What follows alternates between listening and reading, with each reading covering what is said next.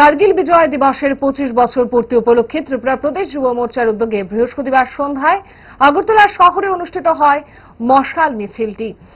মিছিলটি রাজধানীর নেতাজি সুভাষ বিদ্যানিকেতন মাঠ থেকে শুরু হয়ে রাজধানীর বিভিন্ন পথ পরিক্রমা করে বিজেপির কার্যালয়ের সামনে গিয়ে শেষ হয়। মিছিলে হাঁটেন বিজেপির প্রদেশ সভাপতি রাজীব ভট্টাচার্য সহ যুব মোর্চার কার্যকর্তারা। প্রদেশ সভাপতি সম্পর্কে বলেন, কার্গিল যুদ্ধে আমাদের অনেক সেনা জওয়ানকে বলিদান দিতে হয়েছে। এই বলিদান যাতে বৃথা না যায় তাই তাদের শ্রদ্ধাঞ্জলি জানিয়ে এই মশাল মিছিল সংগঠিত করা হয়। আমরা সবাই জানি যে কার্গিল আমাদের যেই মাতৃভূমি, সেই মাতৃভূমিকে পাক সৈন্যরা একটা সময় দখল করে নিয়েছিল।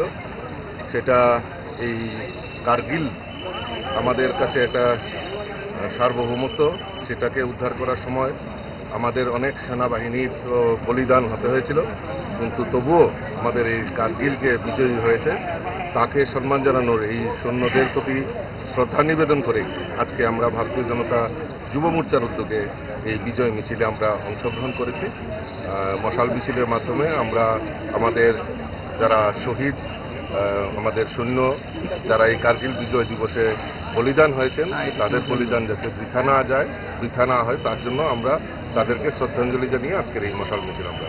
গ্যাস, অম্বল, গলা বুক জ্বালা ও পেটের অন্যান্য সমস্যার থেকে সুরক্ষিত থাকতে ব্যবহার করুন গ্যাসনল। অরিও ফার্মা, 5 দশক ধরে মানুষের ভরসা।